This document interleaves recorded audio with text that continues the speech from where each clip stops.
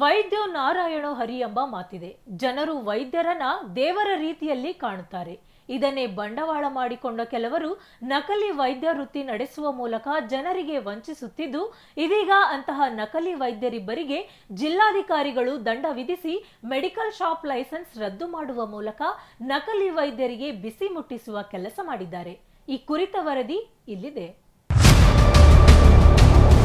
ನಕಲಿ ವೈದ್ಯರಿಬ್ಬರಿಗೆ ಬಿತ್ತು ತಲಾ ಲಕ್ಷ ದಂಡ ವಿಧಿಸಿ ಮೆಡಿಕಲ್ ಶಾಪ್ ಬಂದ್ ಮಾಡಿಸುವಂತೆ ಆದೇಶ ಹೊರಡಿಸಿದ ಜಿಲ್ಲಾಧಿಕಾರಿ. ನಕಲಿ ವೈದ್ಯರಿಗೆ ಬಿಸಿ ಮುಟ್ಟಿಸಿದ ಜಿಲ್ಲಾಧಿಕಾರಿಗಳು. ಶಿವಮೊಗ್ಗ ಜಿಲ್ಲೆಯ ಭದ್ರಾವತಿ ತಾಲೂಕಿನ ಸನ್ಯಾಸಿ ಕೊಡಮಗ್ಗಿ ಗ್ರಾಮದ ಶ್ರೀನಿವಾಸ್ ಎಂಬಾತ ದಾವಣಗೆರೆ ಜಿಲ್ಲೆಯ ಹೊನ್ನಳ್ಳಿ ತಾಲೂಕಿನ ಲಿಂಗಾಪುರ ಗ್ರಾಮದಲ್ಲಿ ಶ್ರೀ ರಾಮಾಂಜನೇಯ ಮೆಡಿಕಲ್ಸ್ ಮತ್ತು ಜನರಲ್ ಸ್ಟೋರ್ ಎಂದು ಪರವಾನಗಿ ಪಡೆದು ಅನಧಿಕೃತ ಕ್ಲಿನಿಕ್ ನಡೆಸುತ್ತಾ ರೋಗಿಗಳಿಗೆ ಚಿಕಿತ್ಸೆ ನೀಡುತ್ತಿದ್ದರು. ಅದೇ ರೀತಿ ಕ್ಯಾಸಿನಕೆರೆ ಗ್ರಾಮದಲ್ಲಿ ಲಕ್ಷ್ಮಣ್ ಫಕೀರಪ್ಪ ಎಲೆಕ್ಟ್ರೋ ಹೋಮಿಯೋಪತಿ ಮಾಡಿದ್ದೇನೆಂದು ರೋಗಿಗಳಿಗೆ ಚಿಕಿತ್ಸೆ ನೀಡುತ್ತಿದ್ದರು. ಈ ಬಗ್ಗೆ ಖಚಿತ ಮಾಹಿತಿ ಮೇರೆಗೆ ಉಪವಿಭಾಗಾಧಿಕಾರಿ ಅಭಿಷೇಕ್ ರೋಗಿಯ ರೀತಿ ಖುದ್ದು ಕ್ಲಿನಿಕ್ಗೆ ಭೇಟಿ ನೀಡಿ ಚಿಕಿತ್ಸೆ ಪಡೆಯುವ ನೆಪದಲ್ಲಿ ರೆಡ್ ಹ್ಯಾಂಡ್ ಆಗಿ ಇಬ್ಬರನ್ನು ಹಿಡಿದಾಗ ಇಬ್ಬರು ನಕಲಿ ವೈದ್ಯರು ಎಂದು ಗೊತ್ತಾಗಿದ್ದು ಕೂಡಲೇ ಕ್ಲಿನಿಕ್ ಸೀಸ್ ಮಾಡಿಸಿ ಕೆಪಿಎಂಇ ಆಕ್ಟ್ ಅಡಿ ಪ್ರಕರಣ ದಾಖಲಿಸಿ ಡಿಸಿ ಕೋರ್ಟ್ಗೆ ನೀಡಿದ್ದರು.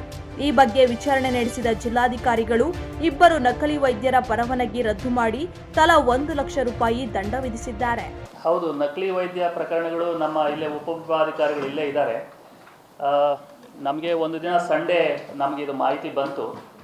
ಆ ಮಾಹಿತಿ ಬಂದ ತಕ್ಷಣ ನಮ್ಮ AC ಅವರು ಇಮಿಡಿಯೇಟ್ಲಿ ನನಗೆ ದೂರವಾಣಿ ಕರೆ ಮಾಡಿದ್ರು. ನೀವು ಅದನ್ನು ನೀವೇ ಅಲ್ಲಿ ಹೋಗಿ ರೋಗಿ ಅಂತ ನಟಿಸಿ ಅಂತ ಹೇಳಿದ್ವಿ. ಅವರೆಲ್ಲ ಮಾಡಿದರು. ಅದನ್ನು ನಾವು ಮಾಡಿದ ಮೇಲೆ ಅವರು ನಕಲಿ ಅಂತ ಹೇಳಿ ಗೊತ್ತಾಯಿತು. ಸೊ ನಿನ್ನೆ ನಮ್ಮ ನೇತೃತ್ವದಲ್ಲಿ ಸಭೆ ಇತ್ತು. ಅದಕ್ಕೆ ಅವರಿಗೆ 1 ಲಕ್ಷ ರೂಪಾಯಿ ದಂಡವನ್ನು ಹಾಕಿದ್ದೀವಿ. ಗಡೀಪಾರ ಕೂಡ ಮಾಡಿದ್ದೇವೆ. ಮತ್ತು ಅವ್ರದ್ದು ಇದ್ದಂಥ ಲೈಸೆನ್ಸ್ ಏನಿತ್ತು, ಯಾವುದು ಮೆಡಿಕಲ್ ಲೈಸೆನ್ಸ್ ಒಂದಿತ್ತು, ಮೆಡಿಕಲ್ ಸ್ಟೋರ್ ನಡೆಸ್ತಾ ಇದೆ, ಅದನ್ನು ಕೂಡ ನಾವು ರದ್ದು ಮಾಡಿದ್ದೇವೆ.